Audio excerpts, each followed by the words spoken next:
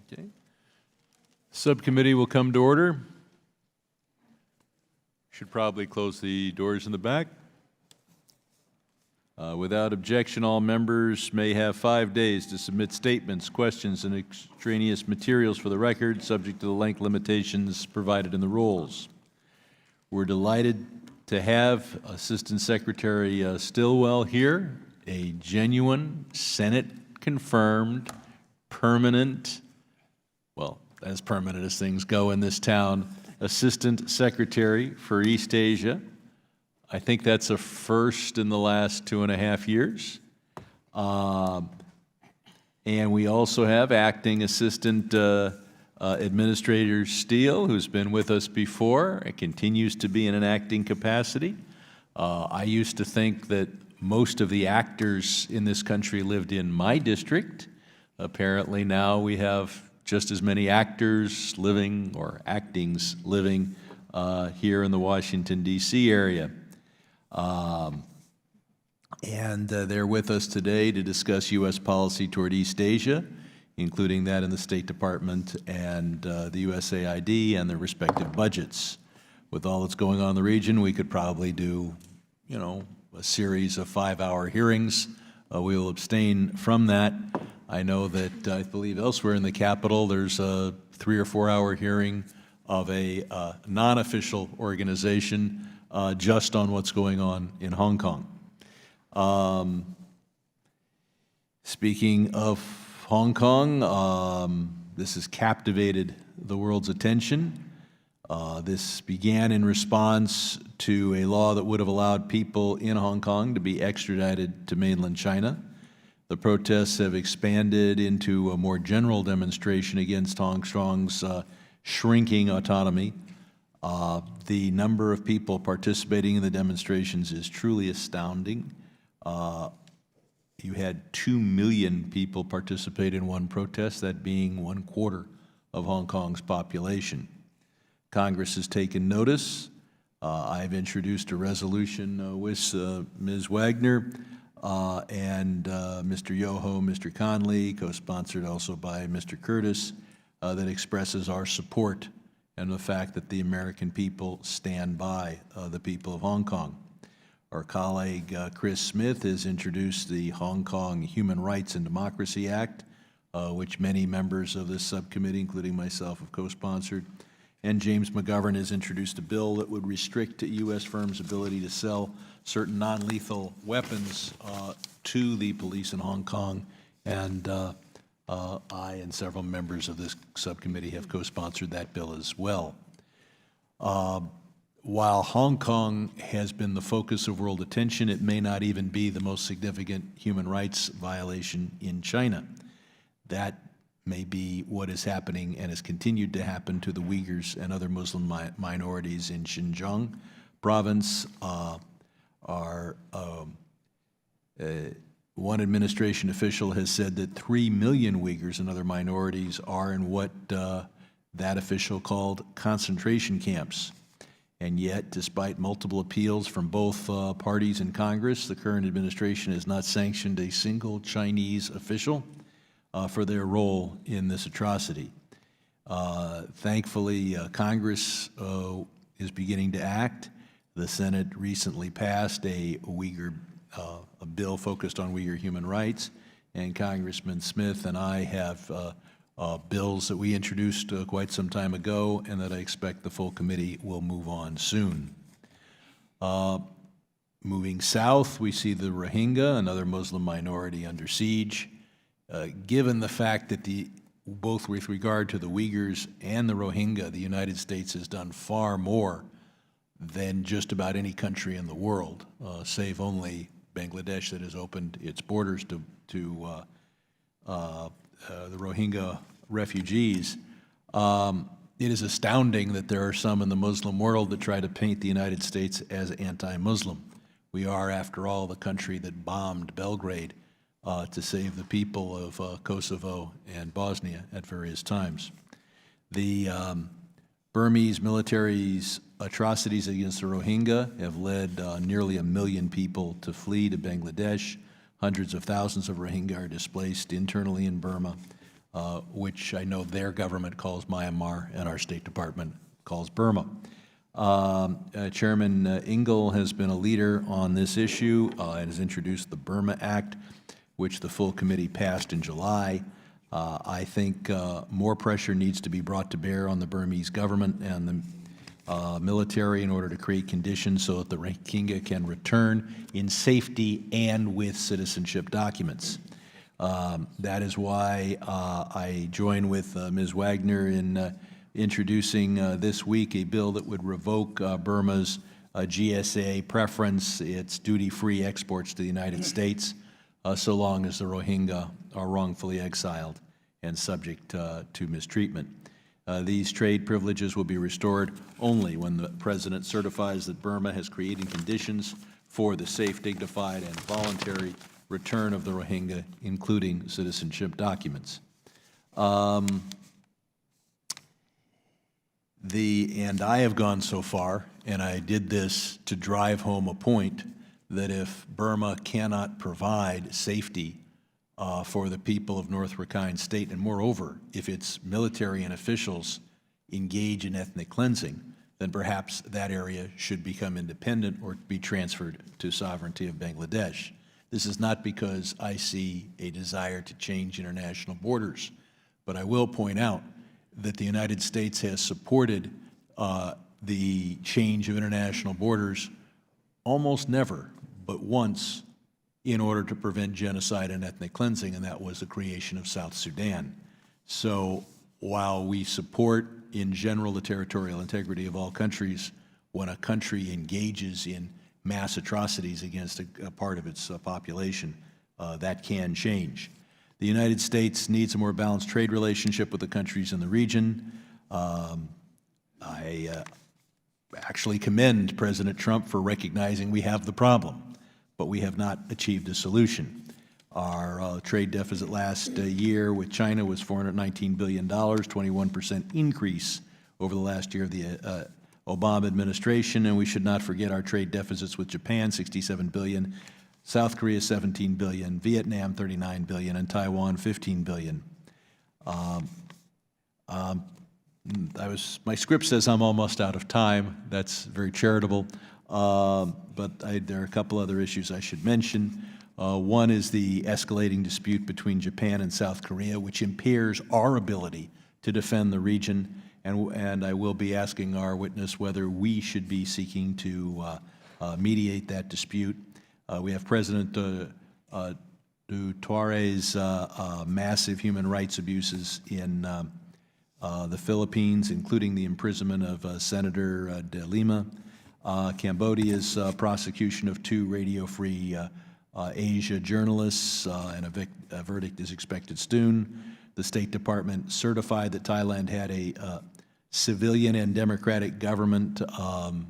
That's a questionable designation given the highly questionable election that they've just concluded. And finally, Vietnam has imprisoned a man from California, Michael Nguyen, and this subcommittee discussed that case back in July. Michael has been detained since 2018. With that, I will turn it over to our ranking member for his remarks, unless the ranking member of the full committee is on. We'll go to the ranking member of the subcommittee.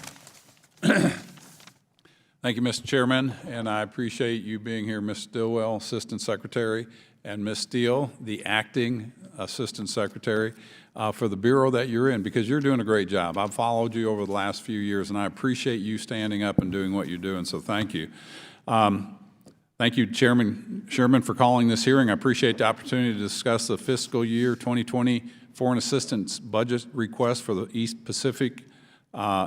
Asia Pacific region. I'd also like to thank our esteemed witnesses, David Stilwell, Assistant Secretary of State for the Bureau of East Asia and Pacific Affairs, and Ms. Gloria Steele. Nations in this region play an important role in the international community, and it is imperative that the United States adequately invest in the security and prosperity of this region. Combating rising global threats to democracy, including growing trends of authoritarianism, will be one of our greatest challenges in the coming decade. To combat growing threats to security, economic prosperity, and stability in the East Asia-Pacific region, Congress must ensure that both the State Department and USAID are adequately equipped to counter these challenges. Under the Trump administration's Indo-Pacific strategy, and I appreciate you mentioning that in a positive light, both departments have prioritized our strong relationships in the region and invested in the well-being of these countries and their people. Beyond dollar value investments, the U.S. government has also advanced American values like good governance, accountability, transparency, and these things must continue. These ventures must be coordinated and efficient to counter aggressive actors in the region. To this extent, I look forward to the rollout of our new U.S. Development Finance Corporation in a few weeks, in October. This new tool will encourage a public-private investment partnership to bring needed infrastructure and development to all corners of the world, including the East Asia-Pacific region. Through coordination with USAID and the State Department, the Development Finance Corporation will provide our allies with transparent and trusted investments to counter China's debt trap diplomacy. America's new Development Finance Corporation will be mutually beneficial to the recipient countries and to the U.S., but also to the citizens and the economies of those countries. Our partners in the East Asia-Pacific must look towards the U.S. for development assistance that will not lead them economically and politically beholden to a country that has no regard for the well-being of the other nation. Over the coming years, the State Department and USAID must prioritize partners like Hong Kong, Taiwan, and the Philippines, the Indonesians, the ASEAN bloc of nations who are susceptible to aggressive campaigns in the region. We must also increase our strategic presence in the Pacific Islands, an area that is often overlooked but of great importance to the security of the United States and the region and the world. I look forward to hearing from our witnesses today as we discuss how USAID and the State Department have advanced U.S. priorities in the East Asia Pacific and hear from you your recommendations. With that, I yield back and thank you, Mr. Chairman. Thank you. The gentlelady from Pennsylvania does not have an opening statement, and I will recognize the gentleman from Texas for whatever opening statement he has. Thank you, Mr. Chairman. I want to thank the Assistant Secretary and Ms. Steele. I think I speak for many of us here that your area of responsibility with China is at the forefront of our strategic, long-range diplomatic, security, and economic considerations here in Washington. I want to say this morning I had the honor to hold a press conference with the Speaker and members of both parties in support of the Human Rights and Democracy Act in support of Hong Kong. And I think that will be heard around the globe, especially in China and in Hong Kong. As a Pacific power, the United States has always been tightly linked to the other Indo-Pacific nations. But under General Secretary Xi Jinping's leadership, the Chinese Communist Party is challenging American leadership like never before, stepping up territorial aggression, I should say, against our partners and allies, openly engaging in unfair and illegal business practices and exporting authoritarian ideology across the globe. Simply put, China is our strategic adversary. And I'm glad we are no longer asleep at the switch any longer. It is my hope the administration and Congress can work together in a bipartisan way with more urgency. We must implement the Indo-Pacific strategy across every branch of government to stop Communist China from achieving global dominance. And make no mistake, that is their goal. Xi Jinping's Belt and Road Initiative and associated debt traps has set the stage for economic and diplomatic coercion and military expansion. As part of this program, China has tried to build military bases in the South Pacific to cut us off from Australia and New Zealand. In Africa, they have a military base next to ours in Djibouti. China has even major inroads into Western Hemisphere, controlling both sides of Teddy Roosevelt's Panama Canal. On the technology side, our intelligence community has warned us that China's victory in the 5G battle would mean CCP control over the bulk of global data, an unacceptable risk to Americans' personal privacy and our security. According to Made in China 2025, they plan to dominate vital emerging technologies like AI, semiconductors, and quantum computing. Just imagine if China wins the quantum race and encryption will be almost meaningless. That is a Sputnik moment we cannot allow to happen. Xi Jinping's desire for power and control goes beyond his territorial and global ambitions. Today, the Communist Party of China is putting the Uyghurs and other Muslim minorities in concentration camps, criminalizing faith and culture, and denying basic guaranteed freedoms to the people of Hong Kong. As important as it is to call them out for these crimes that make the headlines, we must also look deeper at their own other nefarious and, I would say, deceptive efforts. Chinese companies with non-transparent corporate structures, questionable records, and links to the Communist Chinese Party benefit from billions of dollars in U.S. capital, including our hard-earned pension dollars, even though they're not subject to the same basic oversight or accounting standards as American companies. Imagine our own thrift savings plans here in the federal government somehow assisting the Chinese Communist Party. Their aggressive infiltration targets have attacked Americans. They have, for example, a comprehensive national effort called the 1,000 Talents Program that I have tried to call attention to, whose goal is to facilitate the legal and illicit transfer of U.S. technology, intellectual property, and know-how from our businesses and universities to China. In fact, MD Anderson in my district, or in my state, I should say, have 3 indictments of potential Chinese espionage cases, immunotherapy being a breakthrough in cancer research. And they also interfere with our democracy. And I'd like to go back when I was a young DOJ prosecutor. I became intimately familiar with this effort in the late 1990s to influence our political process when I participated in the Campaign Finance Task Force and was a lead prosecutor in the Johnny Chung case. That case, it led us to the Director of Chinese Intelligence, who worked with China Aerospace and the PLA military intelligence apparatus to funnel almost $400,000 to the Clinton campaign in order to get privileged access to influence U.S. policy towards China. So influencing our elections is nothing new. And we must remind China's leaders that any influence in our 2020 elections will not be tolerated. Finally, and saddest of all, they are facilitating the deaths of tens of thousands of Americans every year by knowingly manufacturing and shipping fentanyl and its precursors.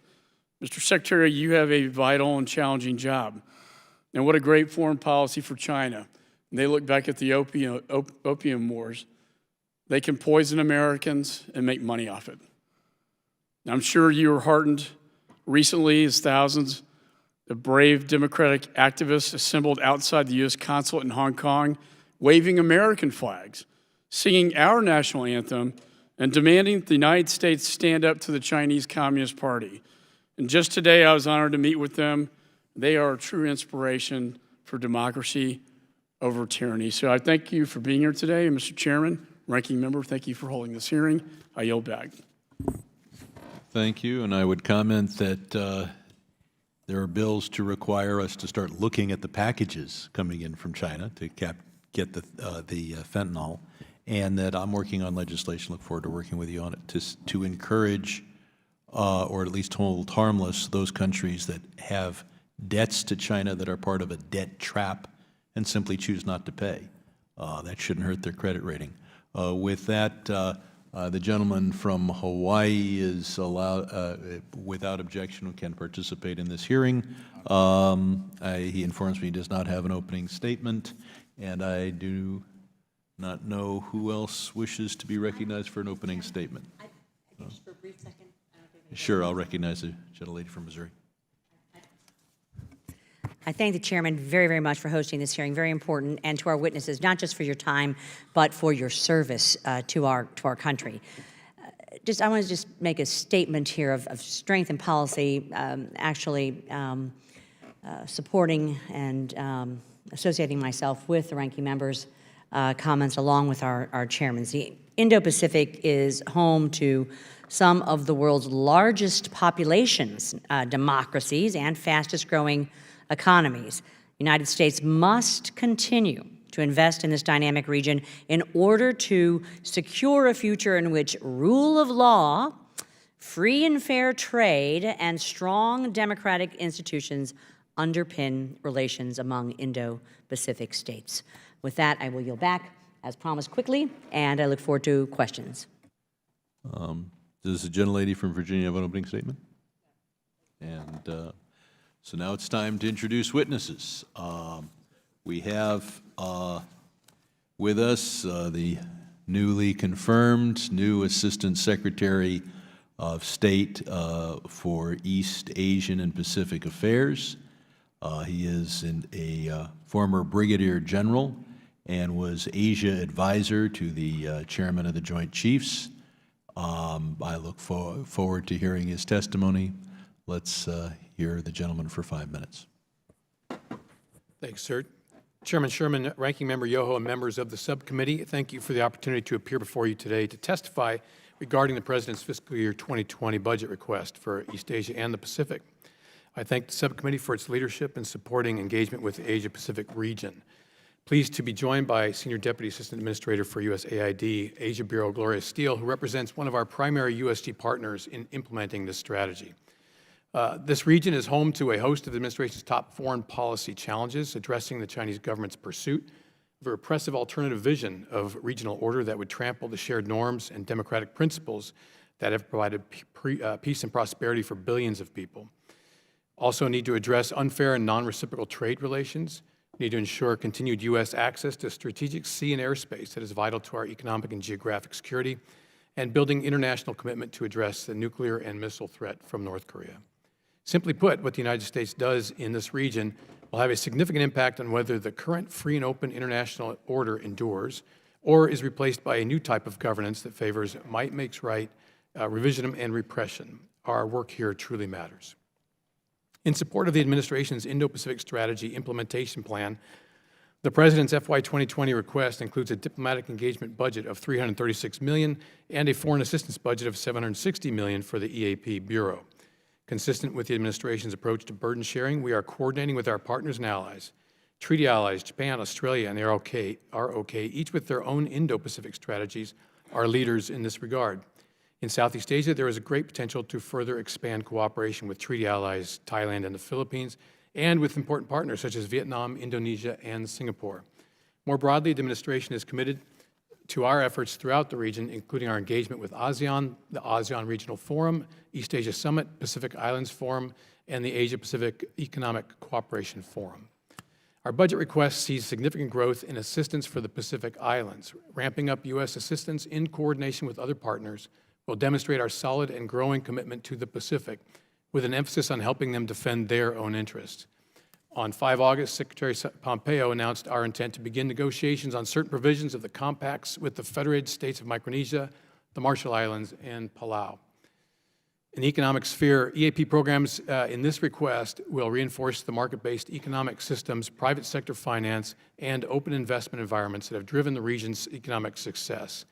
The Infrastructure, Transaction, and Assistance Network is a whole-of-government initiative to mobilize USG resources and private sector investment to develop high-quality and financially sustainable infrastructure in the Indo-Pacific region. It will work closely with the soon-to-be-launched U.S. International Development Finance Corporation, as mentioned, and other government agencies. We address energy infrastructure through Asia Edge. This is a whole-of-government effort to strengthen energy security and ensure energy access across the Indo-Pacific. The United States provides technical assistance to approve partner countries' policy, legal, and regulatory, as well as commercial environments and energy-related procurement processes to attract qualified investment. It also works with partners to develop national and regional energy markets, uses development finance to encourage the deployment of private capital, and helps countries develop smart grids and modern energy infrastructure. On the cyber front, the Digital Connectivity and Cyber Security Partnership promotes access to an open, interoperable, reliable, and secure internet in developing countries, with an initial focus on the Indo-Pacific region. This initiative establishes public-private partnerships to build digital infrastructure, expand opportunities for U.S. exports, and deploy technical assistance to support projects ranging from crafting sector regulations to improving cyber incident response capabilities. As the Indo-Pacific becomes more contested and dynamic, we have to work harder to ensure peace and security. We are working with partners to strengthen maritime security and domain awareness, cybersecurity, humanitarian assistance, and disaster response, as well as to counter transnational crime. Eliminating the threat to the United States and our allies posed by North Korea's illicit nuclear and ballistic missile programs is a top diplomatic priority. We are expending enormous efforts to increase trilateral security cooperation with Japan and South Korea. On the South China Sea, we have stated our deep concern for China's recent provocative actions against oil and gas activities in the region. These actions undermine peace and stability in the region and call into question Beijing's commitment to peaceful resolution of maritime disputes. Our focus in governance strengthens the economic pillar of our vision for a free and open Indo-Pacific. Continued prosperity and autonomy are rooted in good governance and transparency. The EAP request supports strong civil society, efforts to counter corruption, judicial sector and legal reform, responsible borrowing, and the honest procurement and contracting practices, among other aims. Mr. Chairman and members of the subcommittee, the Department of State is making significant progress toward ensuring that the Indo-Pacific continues to be peaceful, prosperous, and an economically dynamic region. But the challenges, especially those posed by Beijing's revisionist, aggressive, and subversive policies, will not go away anytime soon. We welcome your support for the FY2020 budget request and look forward to working with you and other members of Congress to continue to build on our accomplishments in the region. Thank you for inviting me to testify today and look forward to your questions. Thank you. We'll now hear from Ms. Steele. Chairman Sherman, Ranking Member Yoho, and distinguished members of the subcommittee, thank you for inviting me to testify today. I'm pleased to be here alongside Assistant Secretary Stilwell. The fiscal year 2020 budget request for USAID's development assistance in the Asia-Pacific region is $409 million. This request enables USAID to continue playing a leading role in advancing the President's vision for a free and open Indo-Pacific, while at the same time advancing USAID's mission of helping our partner countries achieve progress on their journeys to self-reliance or reach the day when they no longer need foreign assistance from us. The Indo-Pacific region is home to the world's fastest-growing markets and offers unprecedented potential to strengthen U.S. economy while improving lives in Asia.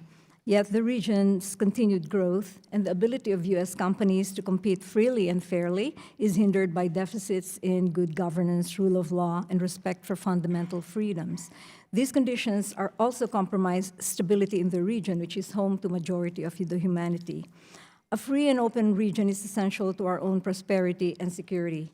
USAID is proud to be a major contributor to advancing this vision. With taxpayer dollars allocated to us, we are sharply focused on directly countering malign influence that hinder progress toward a free and open Indo-Pacific region.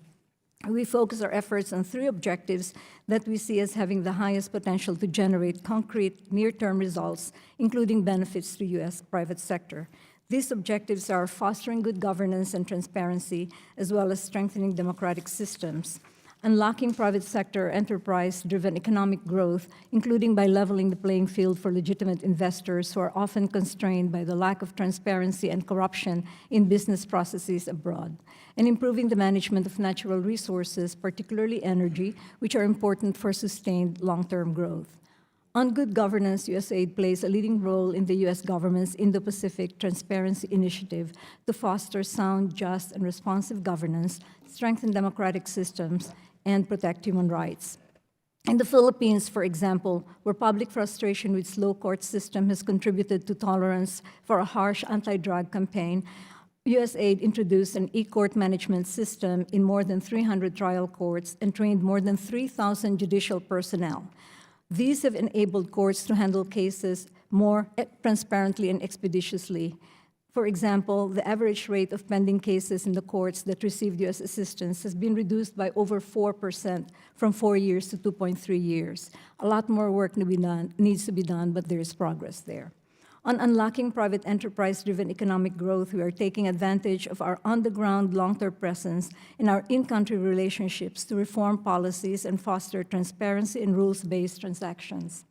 For example, we have helped Vietnam to significantly streamline its business processes through policy changes, thereby easing transactions with this country. Through a new trade facilitation program, we will build the capacity of its customs department to comply with global trade norms, reduce time and cost of trade, and increase its capacity to stop transshipment of Chinese goods that are intended to avoid U.S. tariffs. On improving the management of natural resources, USAID supports the implementation of Asia Edge. As part of this initiative, USAID recently launched a partnership with the Asia Development Bank to mobilize $7 billion worth of investments to strengthen the region's energy security and develop markets for U.S. companies. In Indonesia, USAID collaborates with the California Independent System Operator to support the integration of renewable energy into Indonesia's power grids. This has unlocked hundreds of millions in new investments and paved the way for development of Indonesia's first 2 utility-scale wind farms, both led by American firms. With fiscal year 2020 resources, we plan to build upon the successes that we have had to date and scale them up in the rest of East Asia. Our 3 objectives to advance the Indo-Pacific vision go hand in hand with our efforts to develop partner countries' capacity and commitment to drive and finance their own development over the long term. We want to see these countries ultimately move from being aid recipients to partners to fellow donors. This is an example that we derive from South Korea, which used to be a big recipient of foreign assistance. We see this work as fundamental to creating the foundations for a free and Indo-Pacific region. For development to be inclusive and sustainable over generations, we must also prioritize gains in health and education. In Cambodia, we are on track to transition the healthcare system for more than 2.5 million of Cambodia's poorest people to the Cambodian government next year.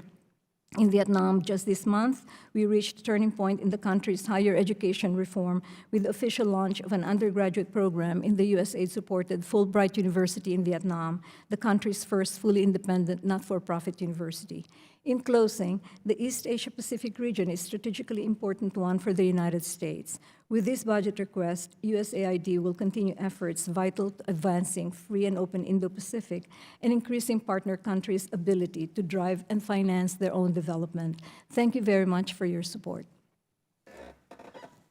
Thank you. I'll reserve my questions for later and recognize the ranking member for his 5 minutes of questioning. Thank you, Mr. Chairman. I appreciate it, and I appreciate your testimony. You know, this committee, out of your testimonies comes so much information that leads into legislation like the Taiwan Relations Act to educate members, or the Taiwan inviting them back into the World Health Assembly, or we're working on one with a free trade agreement with Taiwan, or the Cambodia Democracy Act that's been passed in the House, and the Champion of American Business Act of Chairman McCall's. And these are all good legislation ideas that come out of your testimony, so I value your input.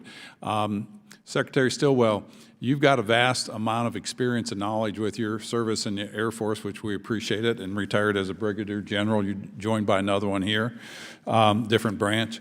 But you know that area very well, and when you look at it strategically, I know you look at things and you can say, if we could do this, if Congress would create this, and again, the BUILD Act came out of meetings like this. We saw a need to fulfill. And so when you look at that, and you too, Ms. Steele, when you look at those areas, where do we need to concentrate, and what can we do better than we've done in the past so that we can move forward to increase those relationships? Congressman Yoho, that's a question very near and dear to my heart. We know the 3 pillars of the Indo-Pacific strategy are obviously security. We've been doing that a long time. Prosperity, economics, again, that's inherent.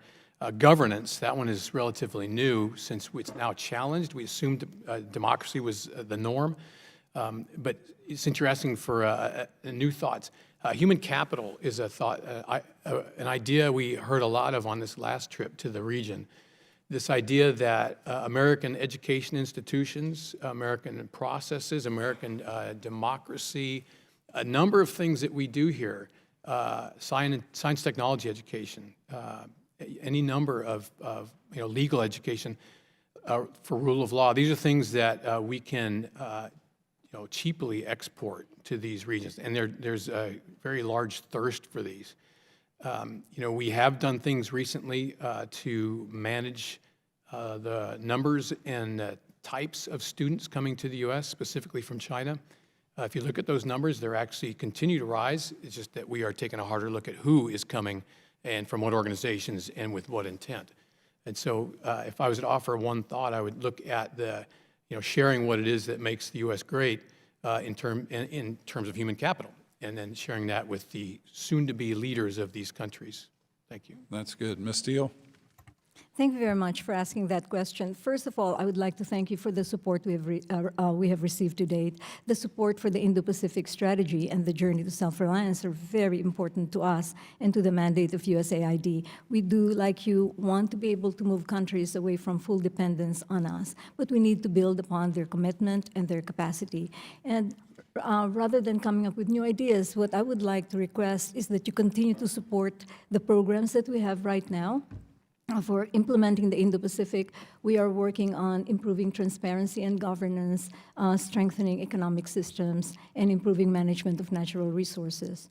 We want to invest in health and education, and we need to continue to be able to do this and to scale up the successes we've reached today. When you guys talk to these different countries and you've seen firsthand the effects of the Belt Road Initiative, and the reports we get, the things we read, we see that China comes in with their workers, with their material. They build hotels to accommodate their workers. They build restaurants. Do you see them building the local economy using local help, either one of you? Congressman, in Africa, I mean, that was sort of the beginning, the poster child for this phenomenon. It was apparent that not only did they bring in their own workers, but they brought in a unique management style, which did not really comport with local style. And that I think you would find that not just the U.S., but Western companies, Japan, Korea, allies, partners, EU, do take advantage of local talent, are more accepting of diversity and the rest. And so you make a great point that they have sort of occasionally worn out their welcome. Well, go ahead, Ms. Steele. I have not seen that they have developed the economy nor the capacity of the people in the countries they've worked in. And I think that many of the countries are beginning to realize this. We see this in countries like Sri Lanka and even in the Philippines, which the civil society have tried to keep Duterte from being able to go through with commitments that he has made to China, because he has seen that they have seen that there's very little value added to their own economy and to their own capacity. And that is something that America brings that they all recognize. And we should remember that. And I think we should continue to scale that up and not run away from our responsibility. And I appreciate you saying that. And that's the thing that we depend on you, because you're the boots on the ground. You're the one there. You're the one there that are going to be developing the local economy. And we need to make sure that we put America's best foot forward as the American Development Finance Corporation comes out. Thank you, and I yield back, Mr. Chairman. Thank you. Now recognized for 5 minutes, the gentlelady from Pennsylvania. Thank you, Mr. Chair, and thank you, Assistant Secretary Stilwell and Ms. Steele as well. My first question has to do with biosecurity, disease, and pandemic. And I was wondering, the World Health Organization estimates that between 2030 and 2050, climate change will lead to 250,000 additional deaths from malnutrition, malaria, diarrhea, heat stress. In addition, as recently as I believe this week, the UN said that they expect that there could be a large possibility for a pandemic with as many as 80 million people possibly affected, and that would also affect about 5% of the global economy as well. And experts believe that climate change will contribute to new infections that we really haven't heard of before. For example, in Asia, we've seen a surge in the number of dengue fever, which has affected thousands and thousands of new infections. And so my question for you both is, how are you working, how is the administration working with our international partners to make sure that we're thinking about these issues, because they're only an issue when they become an issue, and they're not something that's necessarily top of mind? Thank you. We are working very closely with the WHO, particularly on the issue of malaria in the countries that we work, particularly in the Mekong River area. We support their efforts to develop capacity alongside the efforts that we are providing in these countries. Fighting this, diseases such as TB, malaria, and the pandemics are a very important part of what we do in East Asia and the Pacific, and we will continue to do that. But the CDC and the WHO are very tight partners to USAID. Thank you. Congressman, I can only add that all entities need to be included in these bodies, such as WHO, and the exclusion of some non-state bodies, such as Taiwan, is only to the detriment of all. Since they have much to offer, but they also stand to suffer and become part of the problem if they're not allowed access. And so we just like to encourage their continued participation, not just WHO, but Interpol, ICAO, and all the rest. That's very, very helpful. And speaking of Taiwan, if you wouldn't mind helping me understand to the degree that you're able, do you worry at all with the upcoming elections and with China if there's any sort of ongoing concern about election interference or otherwise? And can you comment on that to the degree that you're able? Thank you for that. Given the past, given the history, given our own elections, and certainly Taiwan's elections in the past, that is always a concern. Interference comes in a number of ways, and some just are part of the, the environment. Everybody, that's the beauty of elections, is they're open, but it's also one of the risks. But there are those things that we can do something about, and certainly cyber intrusion and actual manipulation of votes is certainly of great concern. And I do believe that there are things we can do, not only to protect our own democracy, but to help others and protect theirs.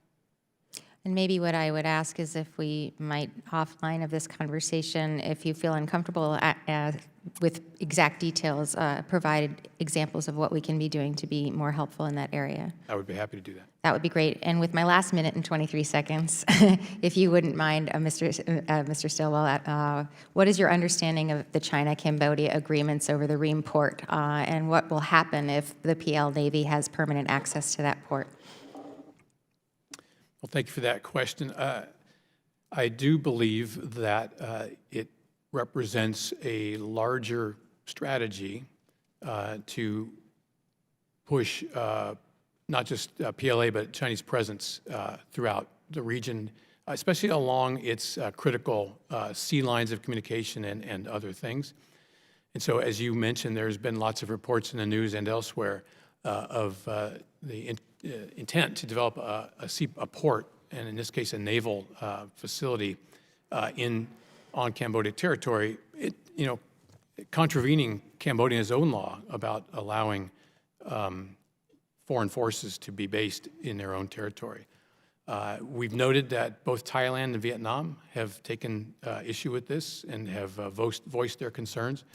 We support them in that concern, and it would simply ask, as we ask in many of these things, for some transparency, for visibility on both intent, and help us understand what they're.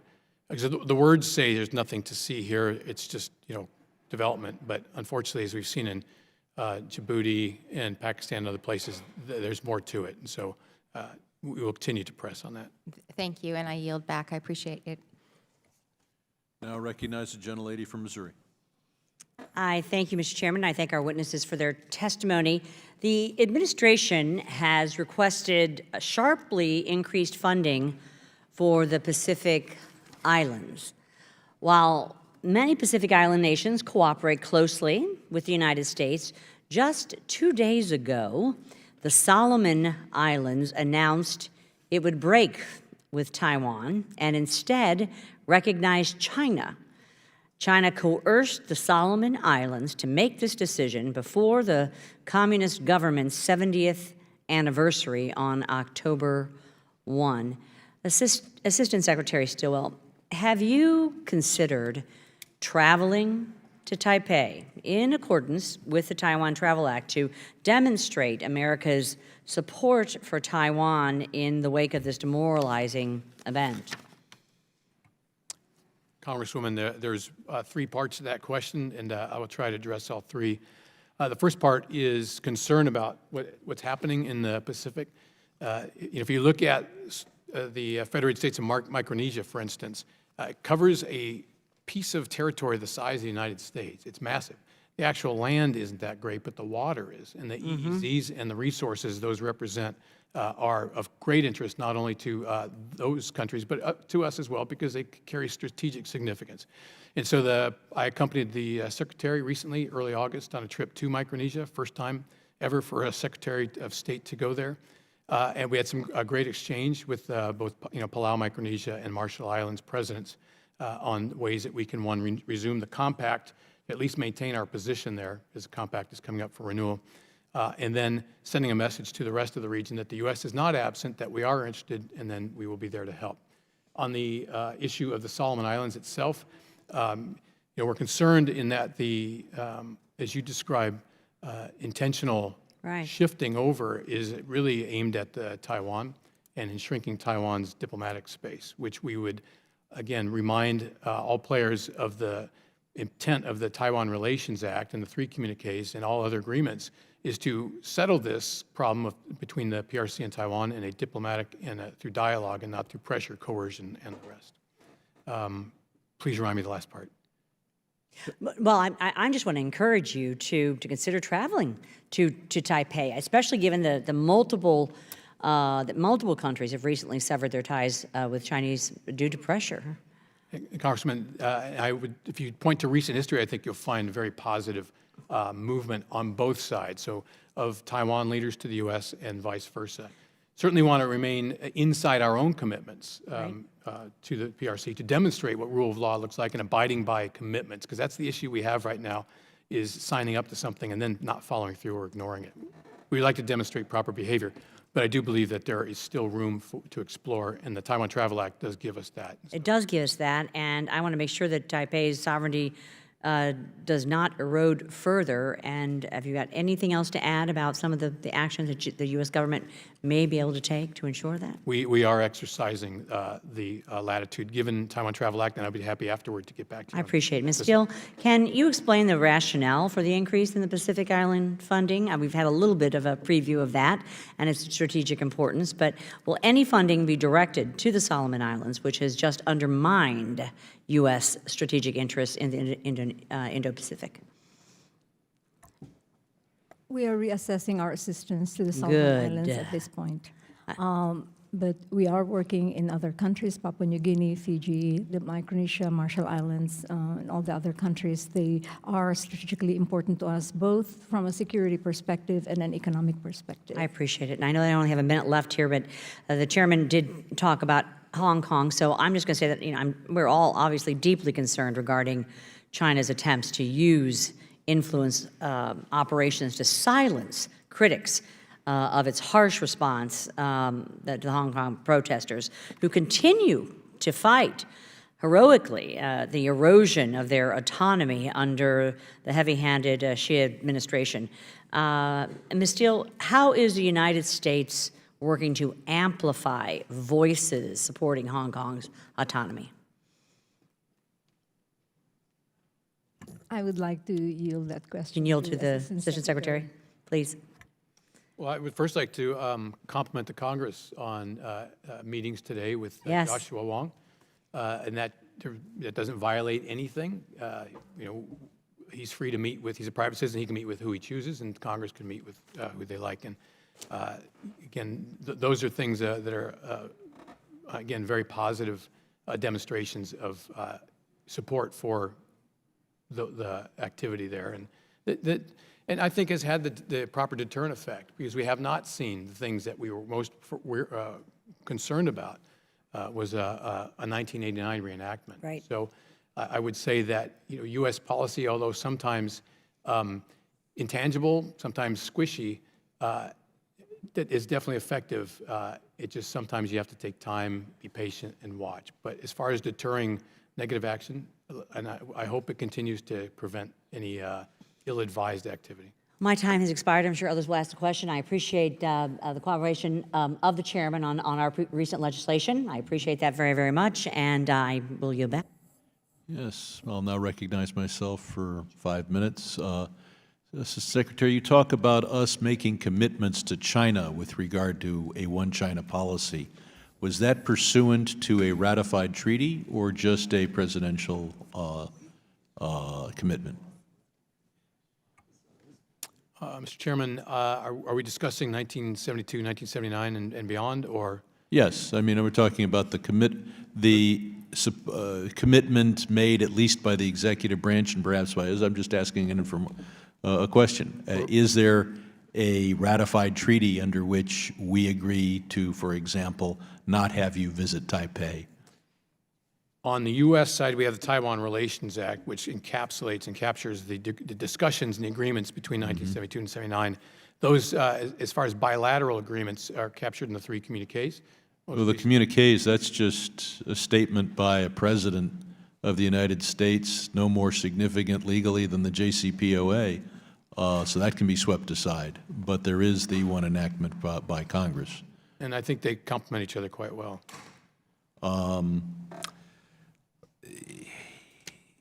I feel that if you cannot trust a regime with a bone saw, you shouldn't trust them with nuclear weapons. So I'm going to focus on the efforts by Saudi Arabia to develop a nuclear energy/nuclear weapons program. This might very well involve South Korea, which is one of the 5 countries bidding on 2 nuclear reactors in Saudi Arabia. The nuclear cooperation agreement South Korea signed with Saudi Arabia allows the kingdom to enrich up to 20%, far more than is necessary for the production of power, and 90% of the way to fissile material for a nuclear bomb.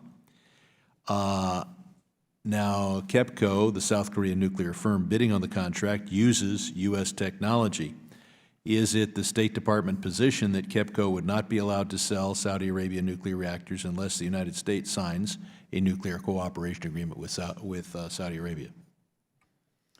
Mr. Chairman,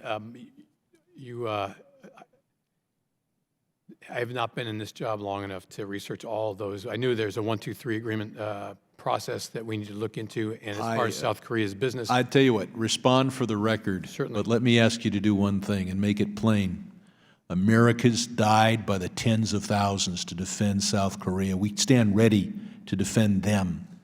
If they are undermining the security and exposing millions of people to death by Saudi Arabia nuclear weapons just for a buck, that is inconsistent with everything we've done with regard to defending and continuing to defend South Korea, and is a dishonoring of the death of every American who fought in the Korean War, not to mention, as I say, exposing many millions of people to the risk of nuclear death.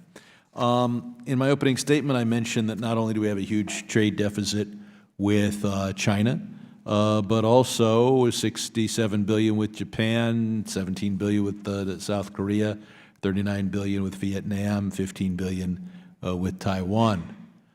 Perhaps under the China Relations Act, you could go to Taiwan only for the purpose of eliminating that trade deficit. What is the State Department? I see other foreign ministries from all over the world really pushing hard to help their workers. What is the State Department going to do to close these gaps? Mr. Chairman, thanks for that question. I've been in this job 2.5 months. I've been in the region 3 times already, and you know that's not a short trip. I've been as far as Timor-Leste, Indonesia, Brunei, Singapore, Japan, Korea, all the runs you mentioned, some twice.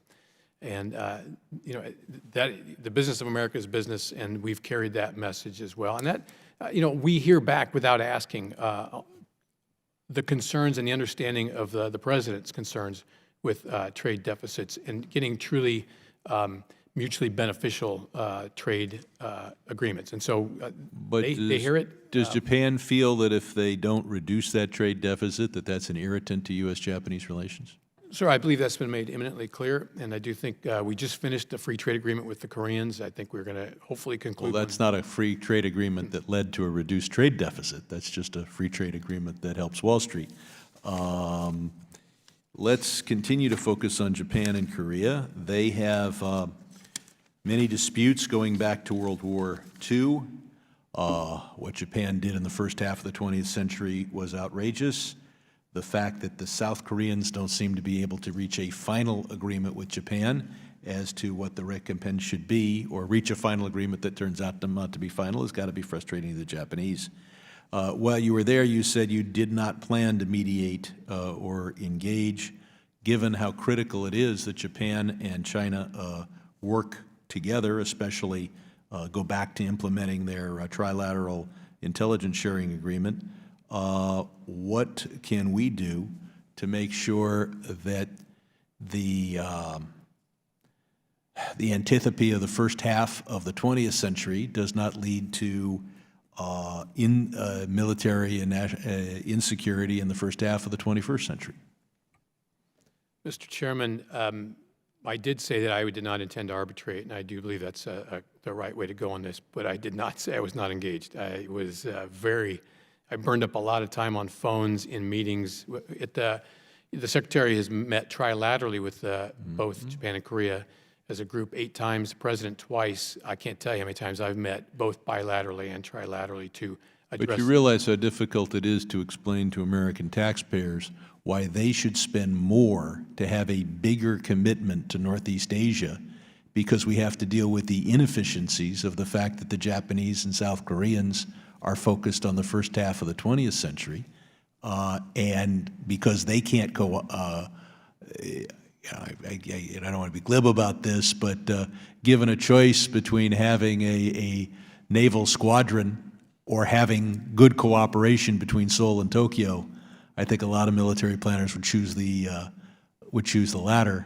But the former, of course, requires just more money from the American people and more risk to American lives. I believe I've gone over, and will now recognize the gentleman from Utah. Thank you, Mr. Chairman. I'd like to acknowledge the comments of my colleague, Ms. Wagner, and kind of take up where she left off. The issue of countries breaking diplomatic ties with Taiwan is particularly sensitive to me. I lived in Taiwan in 1979 and experienced their response to the United States. I last week sent a letter to the Secretary of State and Attorney General in relationship to Taiwan's participation in Interpol. I'd like to thank the ranking member and the chairman and 45 of my colleagues who joined me on that letter. In essence, China has aggressively tried to prevent Taiwan from joining international organizations, sometimes as benign as the World Health Organization and Interpol. And these organizations address transnational issues. It seems that when we exclude Taiwan, it really benefits nobody. Why isn't the United States doing more to exert influence and allowing Taiwan into these organizations, even just as an observer, and what can we do? Congressman, that's obviously an important topic for us, especially given the recent announcement coming out of Solomon Islands. Excuse me. Certainly, we support and have aggressively defended Taiwan's international space to the max extent possible, as well as their participation in international organizations that don't require statehood. I mean, we do mean it. The Taiwan Relations Act does talk about one China policy, and we, again, true to our word, have supported that. But we also understand that there are many international organizations that do require non-state entities, such as Taiwan, to have access to. And World Health Organization is a great example, as well as Chinese attempts recently to prevent them from participating. Interpol is another. And so we certainly understand and support the desire to continue to protect Taiwan's international space so that the disagreement, the concerns between Taiwan and the PRC can be resolved through dialogue peacefully without coercion. Thank you. I'll conclude with not so much a question as a statement of my sincere interest and support for the residents of Hong Kong, this very delicate situation, and I hope the international community is able to watch this conclude in a way that allows for human rights and for the people to have the rights that they deserve there in Hong Kong. Thank you very much. Yields back, and now recognize the gentleman from Northern California. Thank you, Mr. Chairman.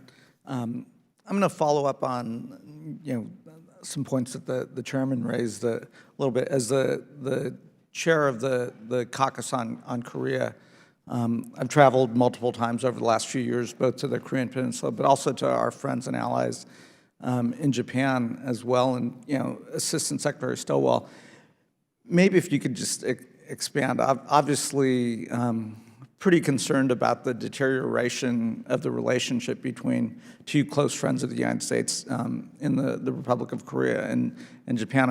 And my 8 years in Congress and on this subcommittee, feels like the relationship is at its low point right now. And just curious how State Department and others are thinking about this, and what role Congress could play in certainly helping push to a better relationship. Congressman, thank you for that. And I'll just continue my comment that, as you mentioned, the one thing advantage we have in the region and the world is the like-minded allies and partners, and partnerships that contribute to peace and stability and security, and things that all support prosperity. All those things that we have taken for granted for 70 years are now under threat. Now, specific to Korea and Japan, as I mentioned to the chairman, definitely engaged. There are arbitration mechanisms involved in their 1965 agreement and others that we encourage them both to use. And it's not worth picking sides or naming one is somehow at fault. The solution is to look forward, stop looking backwards, and to acknowledge the importance of their cooperation for their own security, their own prosperity, and for, certainly in the case of missile defense and all the others, the security of the U.S. and U.S. forces in Korea and Japan.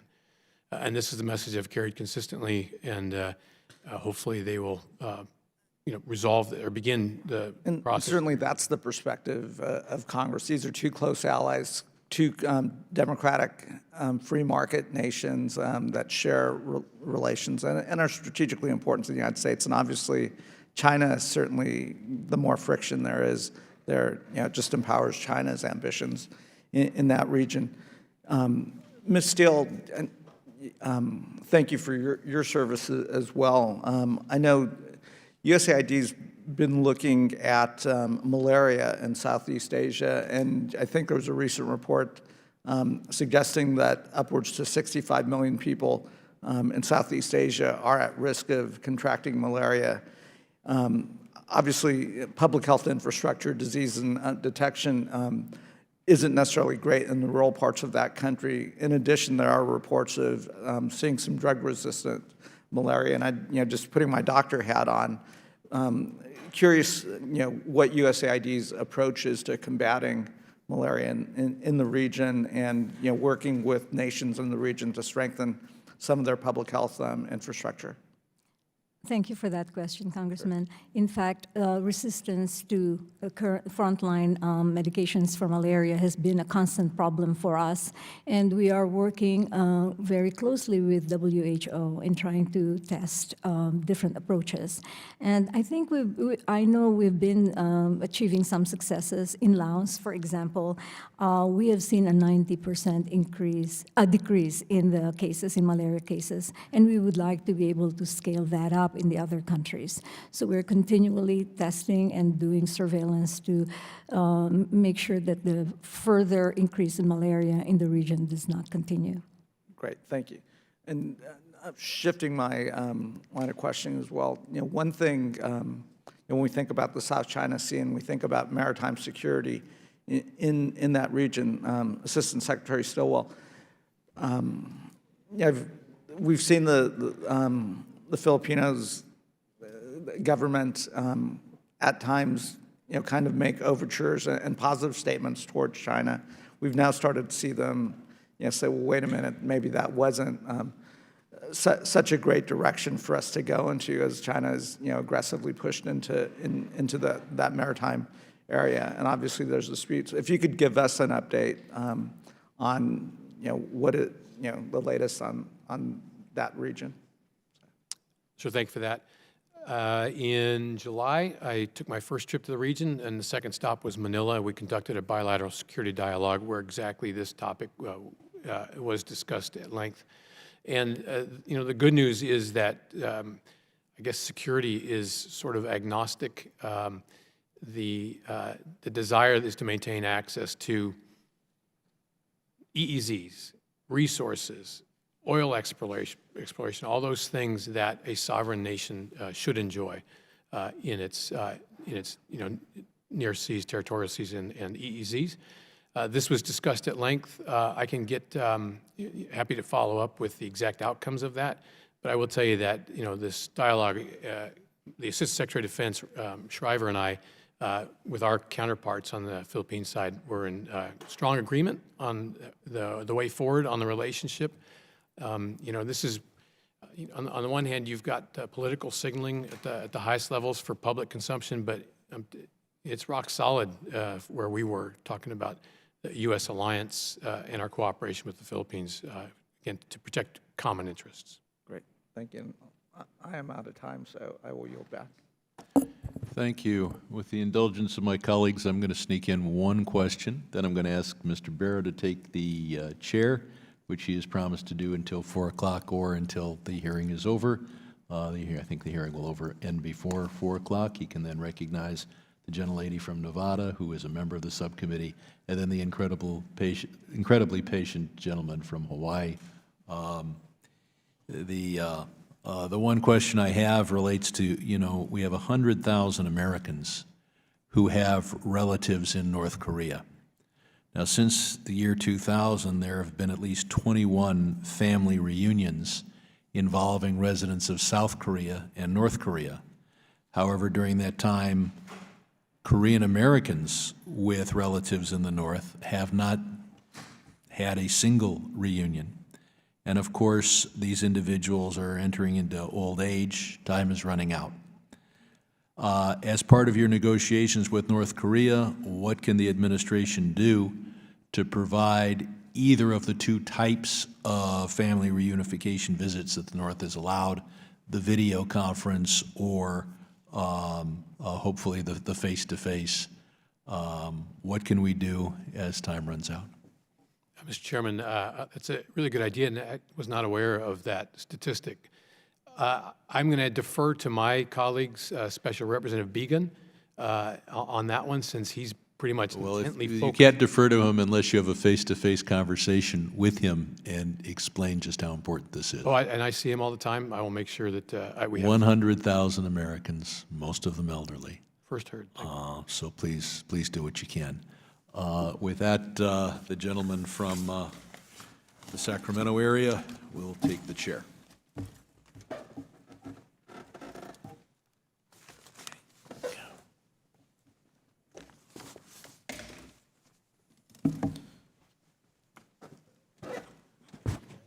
And with that, I'll recognize the gentlelady from Nevada, Ms. Titus.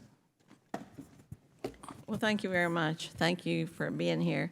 I know we've discussed about whether the U.S. is pulling back or asserting itself in this area. The FY20 budget is a little bigger than the 19, but it still cuts funding for global health programs, development assistance, and economic support fund.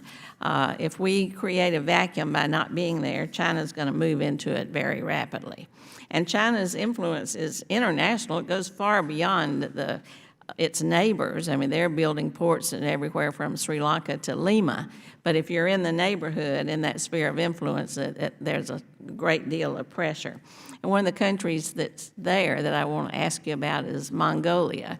I co-chair the Mongolian caucus with Representative Young, and I'm working with Representative Yoho on some legislation concerning the trade of cashmere. I'm also a member of the House Democracy Partnership, and Mongolia is a partner in that relationship. The DoD's Indo-Pacific strategy describes Mongolia as, and I quote, reliable, capable, and a natural partner of the U.S. We know Mongolia wants to strengthen ties with the U.S., and they've referred to us as a third neighbor. I wonder if you could talk to us about what you're doing specifically to help Mongolia diversify its economy, get on stronger footing. Can you describe the importance of the strategic partnership with Mongolia and how it affects our relationship as a so-called third neighbor? Congresswoman, that's a great question, and I have to admit I haven't given a lot of thought to that specific aspect, but I do have a few things before I turn it over to Assistant Secretary Steele. Thank you. First off, the points you make reflect what we saw in the most recent trip of the need for economies to diversify. A lot of economies have depended on single resources, oil, coal, and those things, and they are going to need help. And this is where, like right now, or in November, we'll host the second Indo-Pacific Business Forum in Bangkok to point these things out, lay these out. There's lots and lots of capital out there looking for good investments. In Southeast Asia, Asia writ large, there's $27 trillion of infrastructure required, and there's still a lot of capital to go after investments that will bring returns. They have to be, and that's the difference between what we're doing and what what China's doing is, not necessarily so concerned about the economic viability of these things. So. I'll take that. I understand the Kashmir question, and I do think there's room to maneuver there. I will note that the budget, 47% increase in my area. I can't speak to the others. I do note that the priority of the Indo-Pacific is reflected in the budget, with a plus up of $3 million for the Mongolia. It sounds not like a lot, especially when you put it against One Belt One Road numbers, which are unfortunately inflated. That can get you a lot. But the thing I think we need to do most is engage and share ideas, and that, I think, will go a long way to get at what you're asking. But, Gloria, if you want. Thank you. When I was mission director in the Philippines, I was also mission director for Mongolia and the Pacific. And so I've spent some time in Mongolia. And one of the things that Assistant Secretary Stilwell said, $3 million is not enough, but it actually leverages funds from a certain bank that we helped to create, and that's the Haas Bank. It used to be a non-banking institution for macro enterprises, and that has become very, very successful, that it has become now one of the biggest banks in Mongolia. And when I was there, I had conversations with the president of Haas Bank so that we would help develop small and medium enterprises in order to diversify the economy beyond Kashmir and livestock. And the Haas Bank is prepared to provide the resources, capital, to support the small and medium enterprises that whose capacity we will be able to develop. We will be developing. It's been a successful program so far, and so I think leveraging our resources with that of the private sector is an important one, and we are doing that in spades in Mongolia. But in addition to this, we are also supporting the young leaders of Mongolia and exposing them to other leaders, youth leaders in other parts of Asia, so that they can exchange experiences, lessons learned, etc., especially in helping to promote openness and transparency in government. But the direct answer to your question is we're leveraging our $3 million with funds of a bank that the United States helped to create. Well, I'm glad to hear that. And so often when you diversify the economy, it's women who benefit because they do some of those small industry kind of business enterprises. And with students, and we ought to look at more exchanges with U.S. Universities, I believe. I know they were interested in tourism when I was over there, and I think about UNLV. I mean, we have the best hospitality school. Well, some people think maybe it's second or third, but I think it's the best. Those kinds of agreements. Thank you, Mr. Chairman. Thank you. Great. Thank you. And I'd like to recognize our colleague from the great state of Hawaii who's been incredibly patient. Mr. Case. Thank you very much, Mr. Chair, and I do very much appreciate the Chair, Ranking Member, and Subcommittee members for allowing me to participate in your hearing today. Secretary Stilwell, aloha. It's great to have you here. Your experience as Director of the China Strategy Focus Group at Indo-PACOM and also as a adjunct fellow at the East-West Center, which is one of our critical outreach efforts into the Asia-Pacific and Indo-Pacific region, is really valuable. So I'm glad to have you here. I want to focus just on the Pacific Islands themselves again for a second here. There are many issues that this subcommittee covers. We've covered many of them today.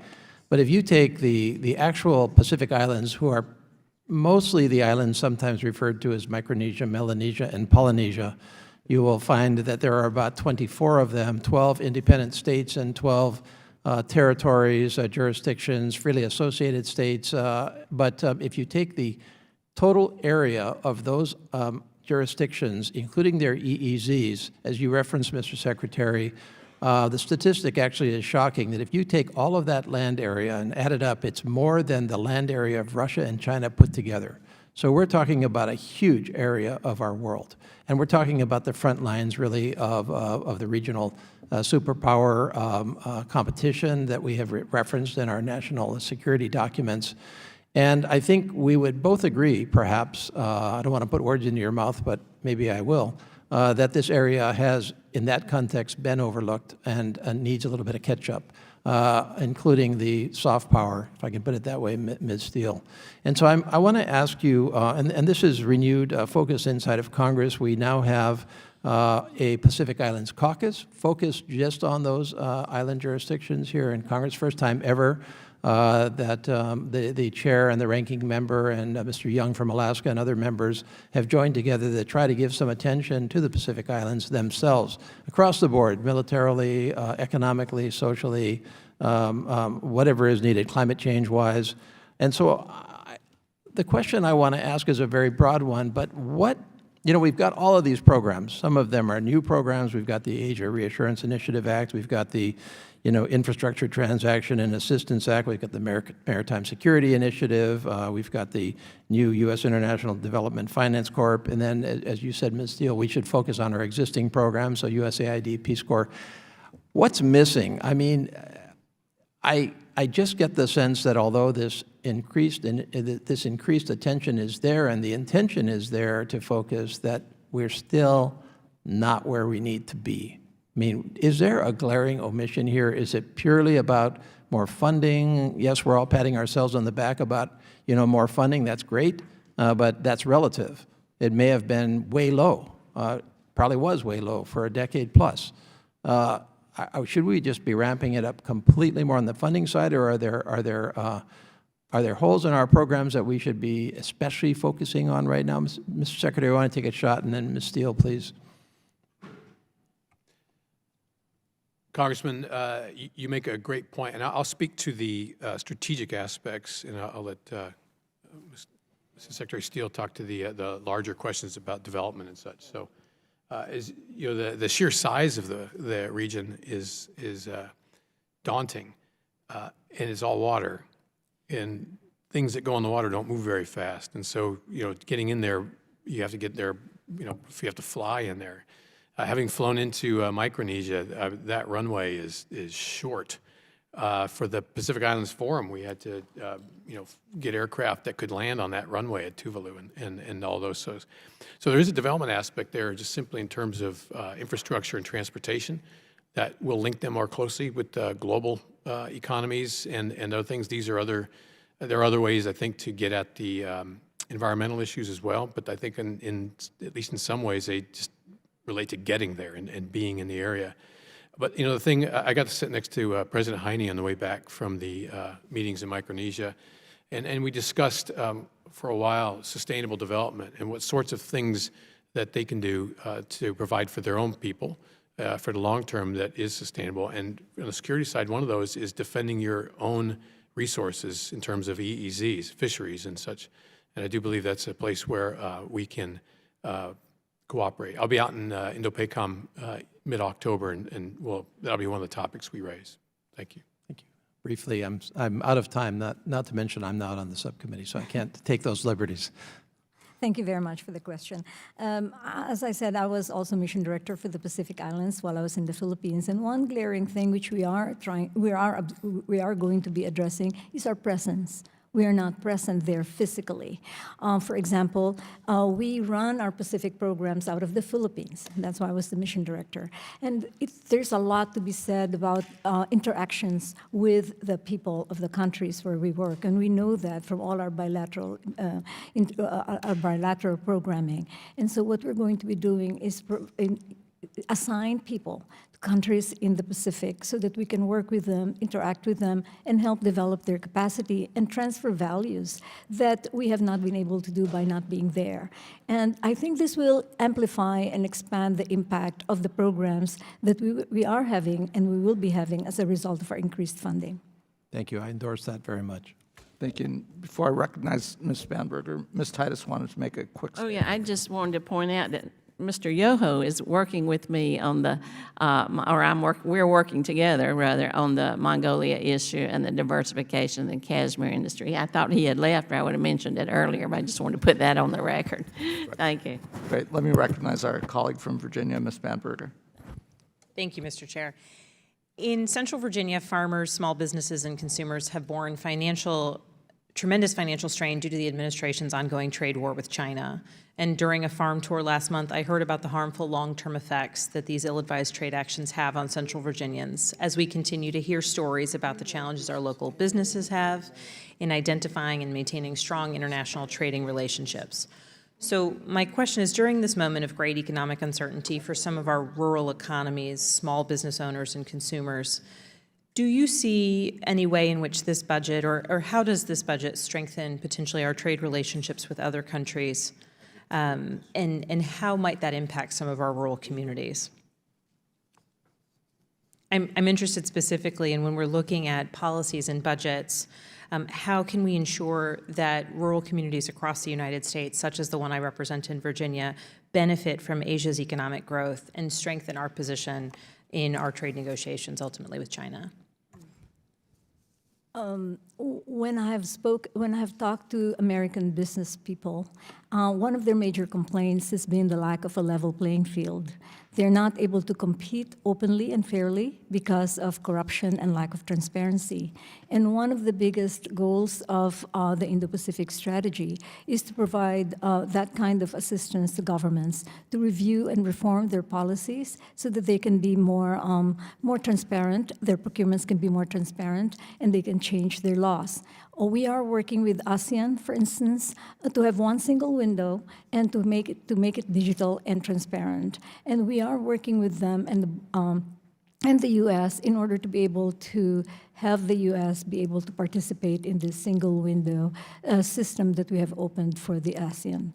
But in short, I think that one of the biggest constraints for us being able to invest and create more trade opportunities is the lack of a level playing field for our companies here in the U.S., and that's one of the areas that we are working with them on, working to make their procurements more transparent, changing their laws and policies on customs and trade, and making the trade laws more at par with international standards.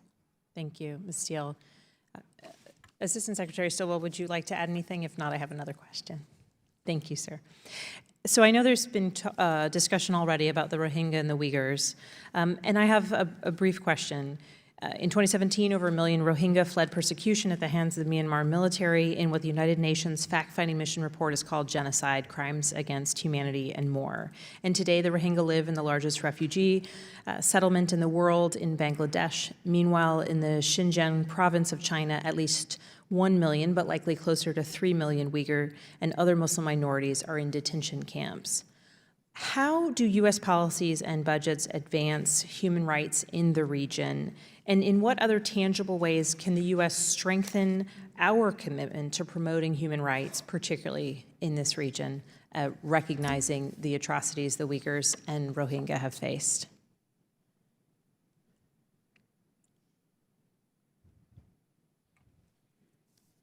Congresswoman, as I've grown into this job, actually, it's been a while, as you wonder what it is that made the U.S., has gotten us where it is, it's been ideals and ideas and doing the right thing for the right reasons, vice doing things out of expedience. And a key part of that is recognizing the importance of human rights in all of this. The UN Charter specifies individual human rights that in many ways reflect our concerns and our interests in human rights.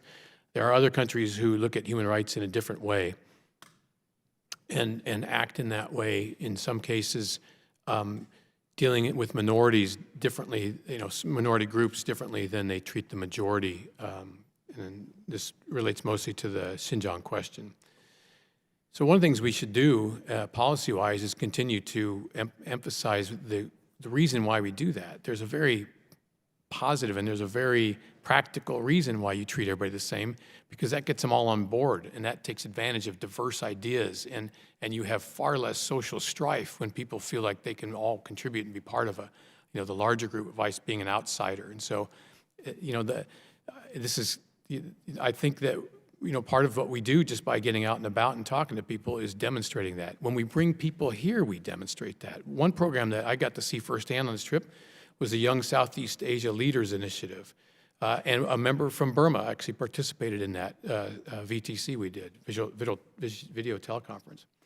And these are things that get at exactly what you're talking about. We cannot get in there and make individual governments do the right thing, but we can enable them and their constituents to understand the power and the reasons why we do it this way. Thank you. Thank you. I yield back. Great. Thank you. Thank you. And let me recognize our colleague from Virginia, Mr. Connolly. I thank you, Mr. Chairman. And you can see the Virginian interest in this topic. And first of all, I don't know what power you have to recommend Mr. Stilwell, but Ms. Steele is my constituent. She deserves a promotion and a big fat raise.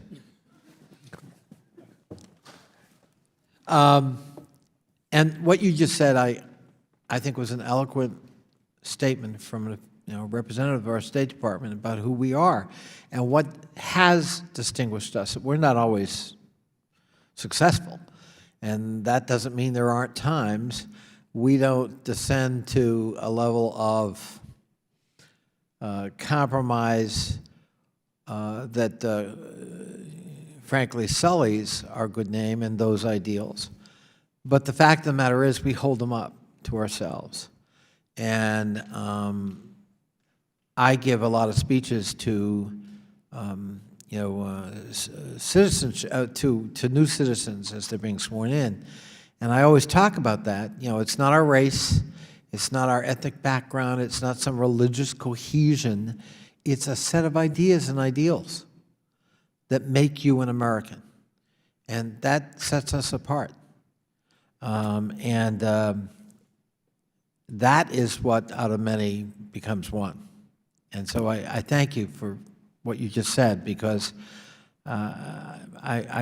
we need right now as a government to be repeating that in other places around the world. They need to hear us repeat it, because there are some doubts about whether we are still committed, and it's very refreshing to have you say what you said, so thank you. I got two questions. One is, with respect to the Rohingya, we've got the Myanmar military and government basically destroying their homelands and their villages so that there's nothing to return to. And meanwhile, the welcome mat in Bangladesh in huge refugee settlements seems to be wearing thin. And I am very worried, well, what happens? We don't want to condemn people to return to Myanmar and face persecution or worse. And on the other hand, we don't want them suffering inhumane conditions in a host country that's poor to begin with, very poor. Your comment, Mr. Assistant Secretary Stilwell. Congressman, thank you for that. First overall comment was, right now we tend to look at this problem in two lobes. One is, they go to Bangladesh or they go to Burma. I think, obviously, it has to be more sophisticated than that.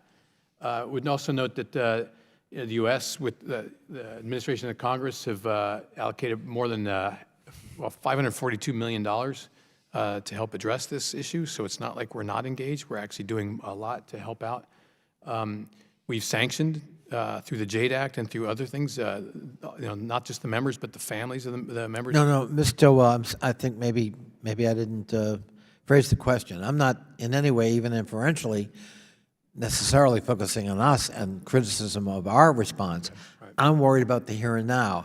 They're between the rock and the hard place right now, and there are 750,000 of them in Bangladesh. So what happens? What's your sense of a solution to that growing dilemma?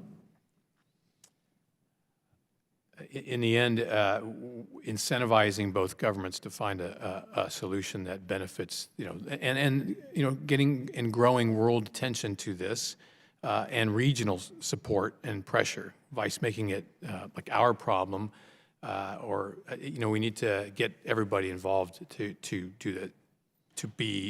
contribute to a solution. Ms. Steele? I think we cannot give up on this problem. It is a very difficult one.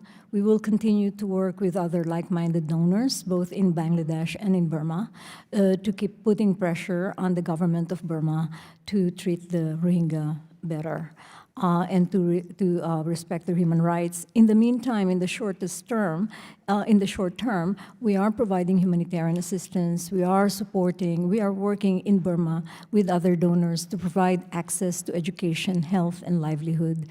That is really a temporary thing. We do not want to make this a long-time effort, but that is what we have right now, is the short-term solution to keep them alive, and then the medium term, which is continue to put pressure on the governments of both countries, on Bangladesh to keep them there and give them access, the same kind of access that we would want to see for their other populations.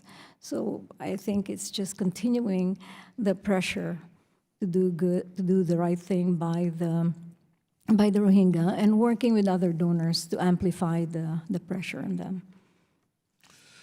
Well, it times out. I mean, all of that's nice, but I think we're facing an impending crisis that is dire, and I don't want to see Bangladesh feel that it has to push them back to an untenable situation where they face genocide. But we have to recognize the dire poverty of Bangladesh and their ability, frankly, to sustain 750,000 refugees. So let's work together. But I mean, I think we have to find some bold solutions here that go beyond pressing and hoping and a little bit more aid. Thank you, Mr. Chairman. Thank you, Mr. Donnelly. Ms. Porter of California has asked to participate in this hearing without objection, and we'll recognize Ms. Porter of California. Thank you to Chairman Sherman and Ranking Member Yoho and all of the committee members for allowing me to join this hearing. Assistant Secretary Stilwell, as you are likely aware, one of my constituents, Michael Nguyen, an American citizen from Orange County, has been held in prison in Vietnam for over 14 months. Michael is a loving father. He is an American citizen who was charged and convicted of plotting against the Vietnamese government. He was held for almost 8 months without formal charges.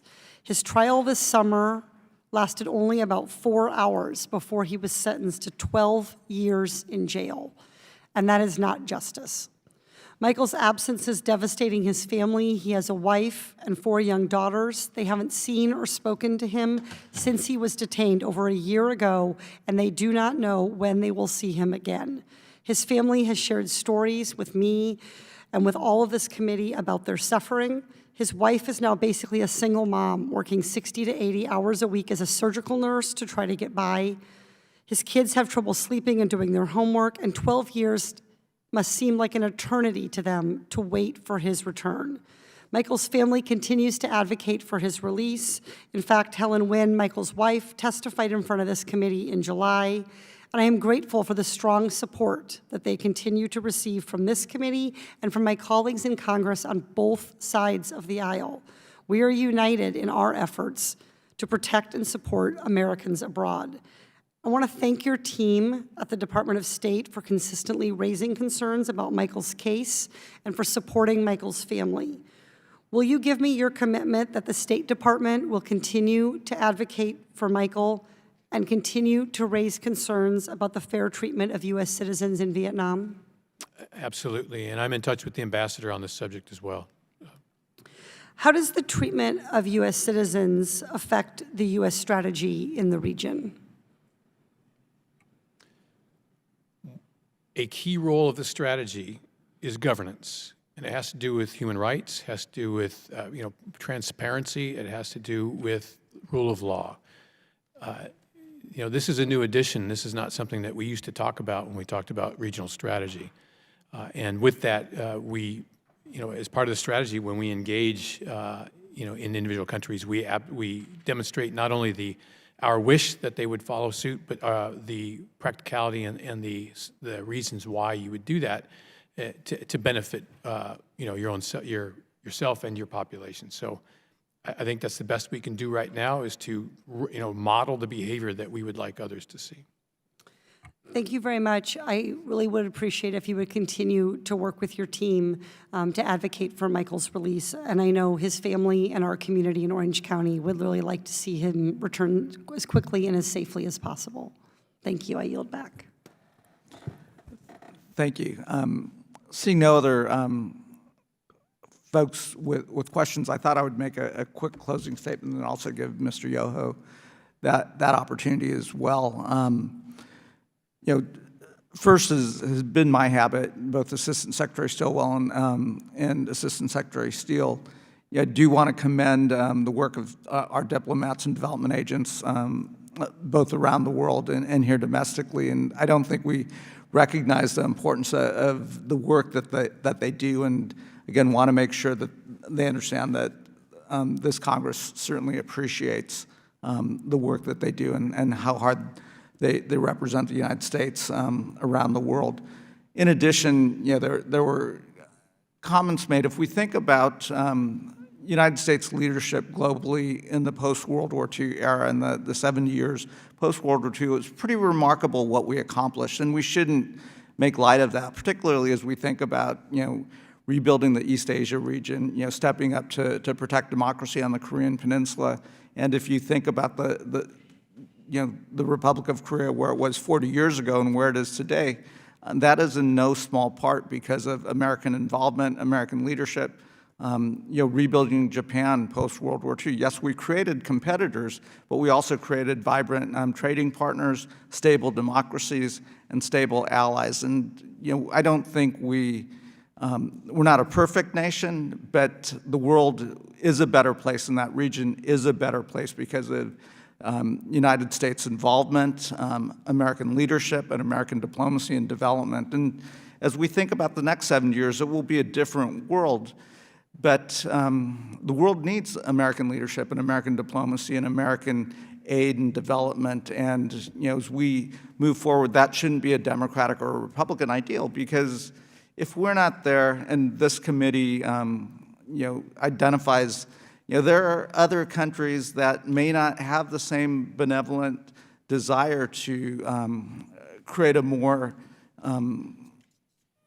world that is much more interrelated, that's based on those principles and values that our country is based on. So, again, part of the reason why I love this committee is historically we have operated in a somewhat bipartisan way when we're thinking about how we make this world a better place. So again, thank you for your service. Thank you for the service of the people that work for you, and both in USAID and Department of State. And again, let's go on and make the next 70 years a much better place as well.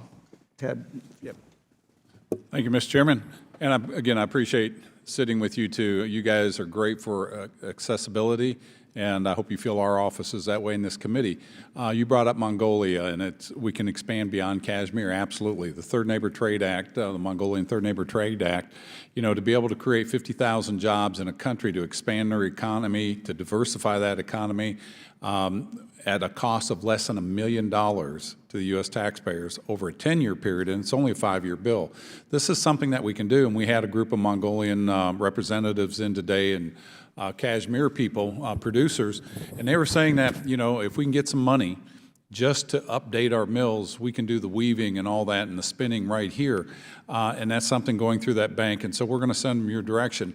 And then with ASEAN, you and I have talked extensively about ASEAN and the aggression of China that we're seeing.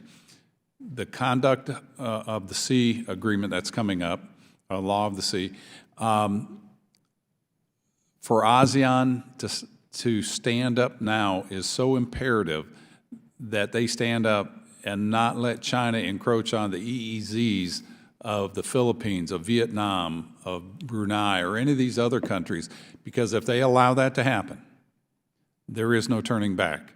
And this is something that they have to come together. And, you know, I know we've talked about it's not just them. It'll be the United States, it'll be Canada, it'll be the UK, Germany, France, you know, South Korea, Japan, Australia, all these nations will stand up. And this is something that if we are going to have a prosperous 70 years from now without major conflicts, we have to have rule of law. And we hear over and over again, ASEAN says the reason it's so successful is because rule of law. And then you have to have countries that will follow those rules. So I thank you for being here, and I'm proud of the work you do, and just keep doing what you're doing. Thank you. And with that, this hearing is adjourned.